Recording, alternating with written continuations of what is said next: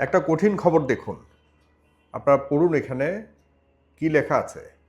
এখানে লেখা আছে ঋণপত্র খোলার বিশেষ অনুমতি পেল এস আলমের S power. S power limited এটি এলসি খোলার অনুমতি পেয়েছে, যেখানে ঋণগ্রস্ত বা ঋণ খেলাপি কোনো ধরনের কোম্পানি এলসি খোলার অনুমতি পাওয়ার কোনো সুযোগ নেই। এটি আইন আছে।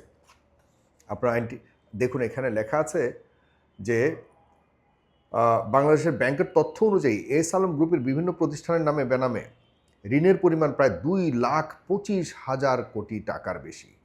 মানে এস আলম গ্রুপের বিভিন্ন প্রতিষ্ঠানের নামে দেওয়া ঋণের পরিমাণ 2,25,000 কোটি টাকার বেশি। এর বড় অংশ খেলাপি।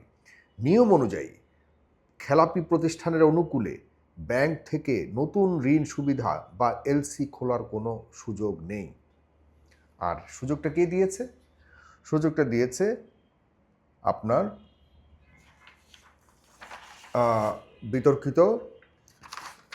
বিতর্কিত এস আলম গ্রুপের মালিকানাধীন এস পাওয়ার এক লিমিটেডের জন্য ঋণপত্র এলসি খোলার বিশেষ অনুমতি দিয়েছে বাংলাদেশ ব্যাংক।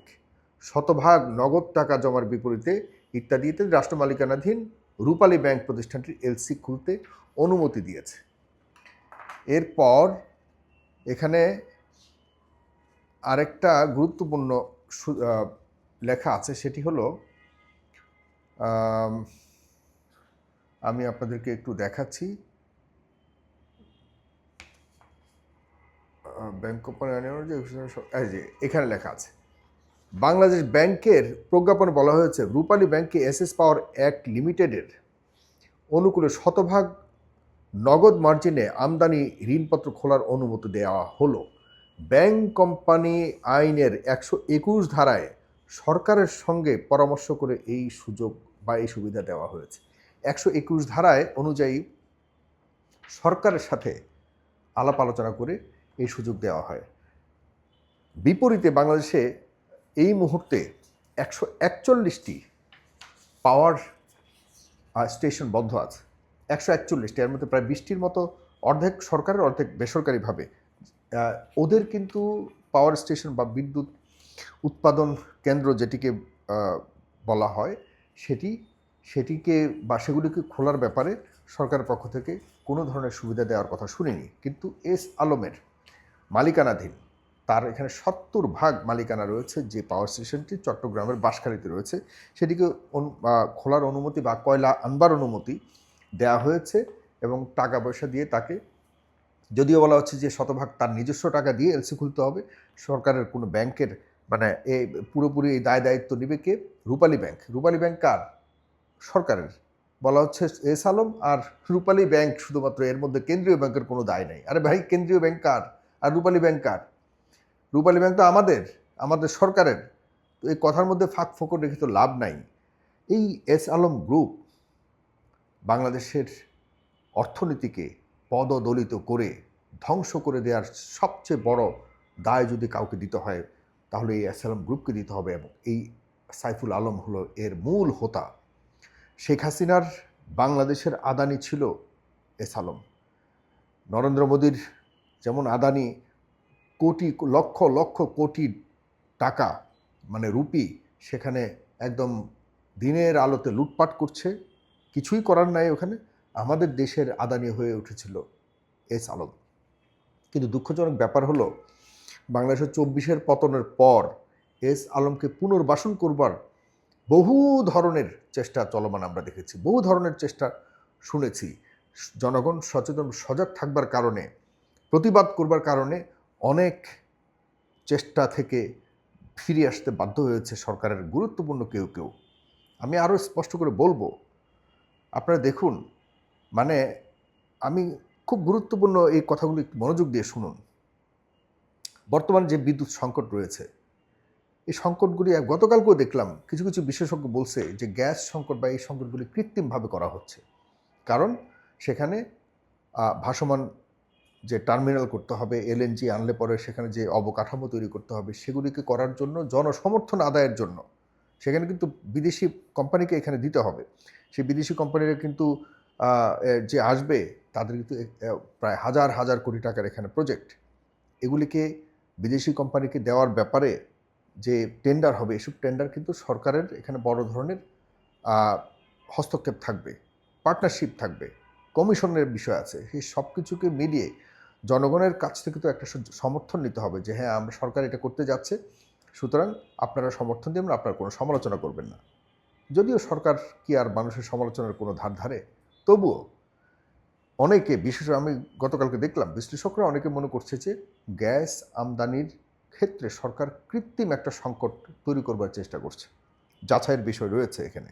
যদিও এর আগের সরকার এই দেশের বিদ্যুৎ খাতকে এমনভাবে ভারতের আদানির হাতে তুলে দিয়েছে, ভারতের হাতে তুলে দিয়েছে, আমরা শুধুমাত্র কোনো বিদ্যুৎ উৎপাদন ছাড়াই আমরা কুইক রেন্টালের নামে হাজার হাজার কোটি টাকা ভারতকে দিয়েছি, যেগুলি শেখ হাসিনা নিজেই স্বীকার করে গেছে, যা আমরা ভারতকে দিয়েছি তা সারা জীবন ভারত মনে রাখবে। কিন্তু ভারত তো চলে গেল, ভারতের শেখ হাসিনাও এই দেশ থেকে চলে গেছে, ভারতও চলে গেছে। আমরা বুঝি যে এই ভঙ্গুর অবকাঠামো আবারও এগুলিকে পুনরুজ্জীবিত করে স্বাভাবিক পর্যায়ে আসতে হলে সময় লাগবে, এতে কোনো সন্দেহ নেই। কিন্তু আমরা যেই হাসিনার আশপাশের লোকজনের কারণে 24 হলো, 1,500 মানুষ প্রাণ দিল, হাজার হাজার মানুষ আহত হলো, এখনও পর্যন্ত সেই অপরাধের বিচার পর্যন্ত করা হলো না। এবং যাদের কারণে শেখ হাসিনা ফ্যাসিজমের ক্ষেত্রে মানে বুক ফুলিয়ে দেশের মানুষকে শোষণ করেছে, সেই সব মানুষকে যদি এখনও আবারও পুনর্বাসন করবার চেষ্টা করা হয়, আপনারা ঠিক আছে, আমরা এই ভঙ্গুর অর্থনীতি নিয়ে আমরা চলবো, আমরা প্রয়োজনে বিদ্যুৎবিহীন থাকবো, আমরা প্রয়োজনে গাড়ি চালাবো না। সরকার যদি বলে যে হ্যাঁ, 24-এর চেতনাকে বুকে ধারণ করে আমাদেরকে প্রয়োজনে আবারও অর্থনৈতিক যুদ্ধ করতে হবে, আমরা প্রয়োজনে আরও 2 বছর, 1 বছর, 1.5 বছর আমরা ইত্যাদি ইত্যাদি করতে হবে আমাদের অর্থনীতিকে সবল করবার জন্য, সরকার ক্লিয়ার করুক, জনগণের সাথে কথা বলুক, কথা বলে বলুক যে হ্যাঁ, আমাদের এই অবস্থা, প্লিজ আপনারা আমাদের পাশে দাঁড়ান। আমরা অবশ্যই পাশে দাঁড়াবো, কারণ এই জাতি পাশাপাশি দাঁড়িয়ে দ্বিতীয়বার বাংলাদেশকে মুক্ত করেছে এই বহির ষড়যন্ত্রের থেকে। সেখানে মানুষ অবশ্যই এই সরকারকে সমর্থন দিবে, কোনো সন্দেহ নেই। জনাব তারেক রহমান চমৎকারভাবে তিনি দেশ পরিচালনার জন্য ইতিমধ্যে অনেক প্রমাণ দিয়েছেন। কিন্তু লুকিয়ে এবং ষড়যন্ত্র করে মানুষকে বোকা বানিয়ে আবারও যদি কোনো ডাকাতকে, কোনো ব্যাংক হ্যাককে, কোনো জালিয়াতকে, যারা আমাদের দেশের অর্থনীতিকে পঙ্গু করে ধ্বংস করে দিয়েছে, তাদেরকে পুনর্বাসন চেষ্টা করা হয়, বেশি দিন টিকবেন না। জনাব তারেক রহমান, কান দিয়ে শুনে রাখুন, বেশি দিন টিকবেন না। কারণ হলো আপনাদেরকে, জামাত ইসলামকে, এনসিপিকে, দেশের জনগণকে কিন্তু অলরেডি বিভক্ত করে ফেলেছে। আপনার আশপাশের লোকেরাই কিন্তু অন্য দেশের পরামর্শে এই বিভক্তিটা অলরেডি বাস্তবায়ন করে ফেলেছে। এখন আপনারা দুর্বল হয়ে গেছেন, এখন আপনারা ডাকলে মানুষ আসবে না, এটা মাথা রাখবেন।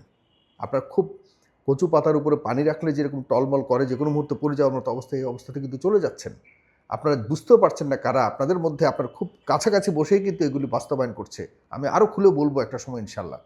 কিন্তু আপাতত আপনি বিহীন বাংলাদেশে, জনাব তারেক রহমান, আপনি বিহীন আমাদের কোনো ওয়ে নাই। আপনি ফেল করলে বাংলাদেশ ফেল করবে জনাব তারেক রহমান। আপনার আশপাশে থাকা লোকজন একটা বিশাল শক্তিকে, ঐক্যবদ্ধ শক্তিকে কিন্তু বিচ্ছিন্ন করে ফেলেছে।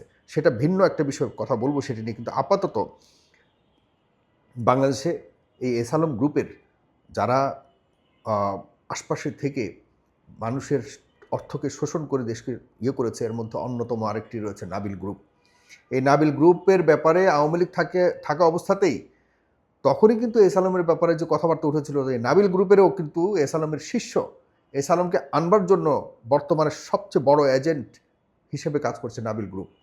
এই নাবিল গ্রুপকে আপনারা ছেড়ে দিয়ে বসে আছেন, কিসের বিনিময়ে ছেড়ে দিয়ে বসেছেন সেইগুলো আমরা বুঝি, আমরা এগুলি নিয়েও কাজ করতেছি ইনশাল্লাহ। কথা বলবো, জনগণ যদি পাশে থাকে, জনগণ আপনারা কারা পাশে আছেন আপনারা শেয়ার করুন, কথা বলুন, লিখুন, এসব ব্যাপারে আমরা কথা বলবো, লিখবো। আমাদের এই 24 পদ্ধতি বাংলাদেশ কারো বাপের না, মাথায় রাখতে হবে।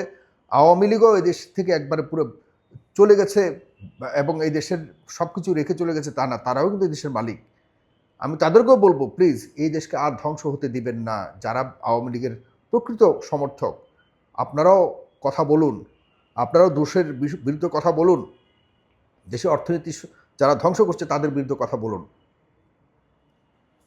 বসুন্ধরা, তারপরে মেঘনা গ্রুপ, এদেরকে আপনার ফার্নেস অয়েল বা জ্বালানি তেলের কন্ট্রাক্ট দিয়ে দিচ্ছেন, কারণ সরকার পারতেছে না। মানে অবস্থাটাকে তৈরি করছে, একটা কৃত্রিম সংকট প্রত্যেকটা ক্ষেত্রে তৈরি করছে, করে করে করে করে এই কোম্পানিকে দিয়ে দিয়ে সরকার মাঝখানে একটা বিশাল, সরকারে যারা আছে এরা মাসে বিশাল একটা কমিশন বাণিজ্য করবার করে আমাদের দেশটাকে আবারও এই দেশের মানুষকে আবারও অর্থনৈতিক সংকটের দিকে ঠেলে দেওয়ার একটা বিশাল পরিকল্পনা, ষড়যন্ত্র বাস্তবায়নের চেষ্টা চলছে।